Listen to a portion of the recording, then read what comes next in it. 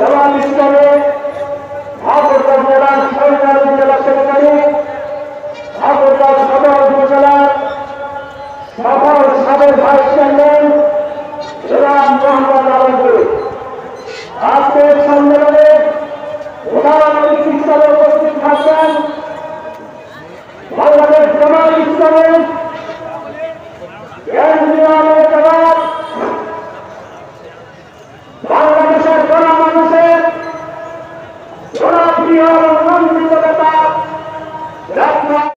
রহিম নাহমাদুহু ওয়া নুসাল্লি আলা রাসূলিহিল কারীম। বাংলাদেশ জামাত ইসলামী ঠাকুরগাঁও জেলা শাখা কর্তৃক আয়োজিত আজকের এই ঐতিহাসিক কর্মী সম্মেলনের সম্মানিত সভাপতি, ঠাকুরগাঁও জেলা শাখার সম্মানিত আমির উপস্থিত আছেন, আমাদের ঠাকুরগাঁও জেলার কৃতি সন্তান বাংলাদেশ জামাত ইসলামী কেন্দ্রীয় মজলিসে শুরার অন্যতম সদস্য,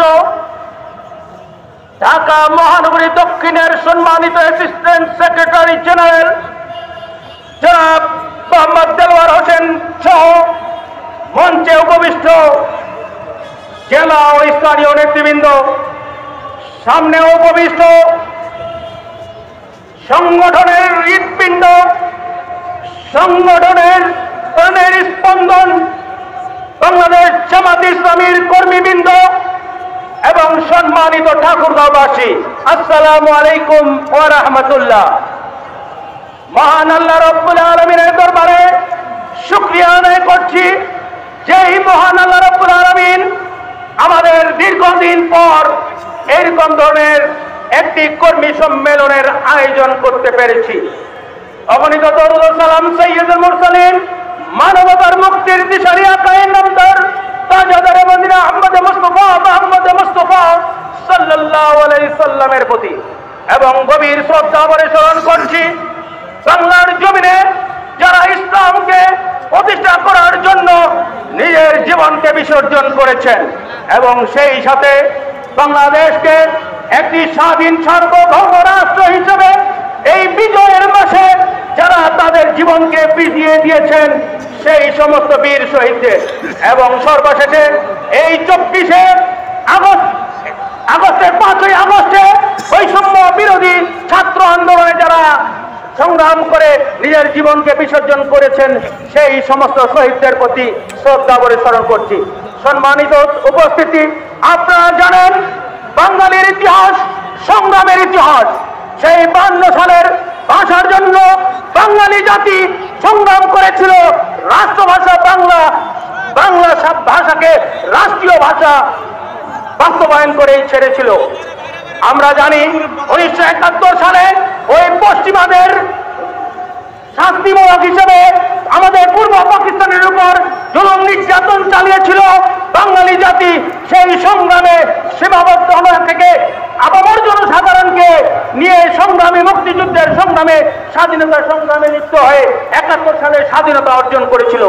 আমরা জানি আমাদের ইতিহাস ভুলে যাওয়ার কথা নয়।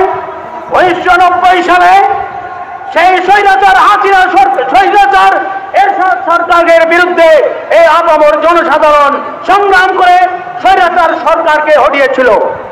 এরপরে এই 24 সালের 5ই আগস্ট বৈষম্য বিরোধী ছাত্র আন্দোলনের ডাকে আপামর জনসাধারণকে সাথে নিয়ে এই ফ্যাসিস্ট খুনি হাসিনা সরকারকে পতন ঘটিয়েছিল, ঠিক কিনা? আমরা আর চাই না, আমরা আর কোন খুনি, কোন তাবেদার রাষ্ট্রকে চাই না। আমরা এই জমিনে এখন আমাদের সংগ্রামে একটাই, আল্লাহর দিনকে আল্লাহর জমিনে প্রতিষ্ঠা করার জন্য, ঠিক কিনা? এই সংগ্রামে আপনাদের ঐক্যবদ্ধভাবে আল্লাহর দিনকে আল্লাহর জমিনে বাস্তবায়ন করার জন্য বাংলাদেশ জামাত ইসলামীর শহীদি পতাকা তলে সমবেত হয়ে এর স্বার্থে আরো শক্তিশালী করার আহ্বান জানিয়ে আমি আমার সংক্ষিপ্ত কথা এখানেই শেষ করছি। আসসালামু আলাইকুম ওয়া রাহমাতুল্লাহ। বাংলাদেশ জিন্দাবাদ, বাংলাদেশ জামাত ইসলামী জিন্দাবাদ।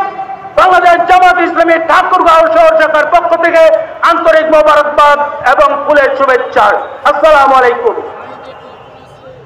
أعوذ بالله من الشيطان الرجيم بسم الله الرحمن الرحيم ولا تقولوا لمن يقتل في سبيل الله أموات بل أحياء ولكن لا تشعرون صدق الله العلي العظيم وصدق رسول النبي الكريم আন্তরিক সংগঠন বাংলাদেশ জামাত ইসলাম বাংলাদেশ জামাত ইসলাম কর্তৃক আজকের এই কর্মী সম্মেলন এই কর্মী সম্মেলনে উপস্থিত আছেন জেলা নেতৃবৃন্দ আর যেন মাথা চারা দিয়ে না উঠতে পারে এই বাংলার জমিনে। আসেন আমার একমাত্র সন্তান একটি মাত্র সন্তান আমার আবার মুখ থেকে আবার চলে গেছে আবার চলে গেছে আবার দুঃখ করে আল্লাহ খুশি যাবে খুশি এই ঘুরে আসি না বিদায় হয়েছে বাংলার বিরুদ্ধে এটাই আমার আশা প্রত্যাশা। আসুন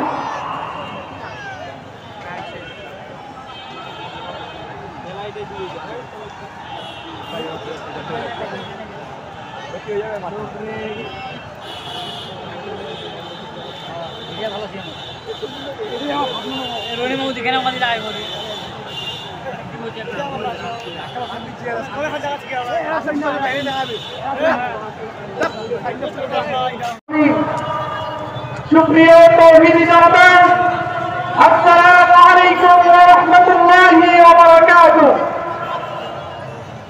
সম্মানিত তৌহিদি জনতা, চেষ্টা করেছে আপনারা জানেন তারা তাদের মোল্লাকে ফাঁসি দিয়ে এই বাংলাদেশ থেকে তারা ফাঁসি দিয়ে ষড়যন্ত্র করেছে, এই দেশকে ষড়যন্ত্র করেছে ইসলামকে ভণ্ডিত করে দেওয়ার জন্য।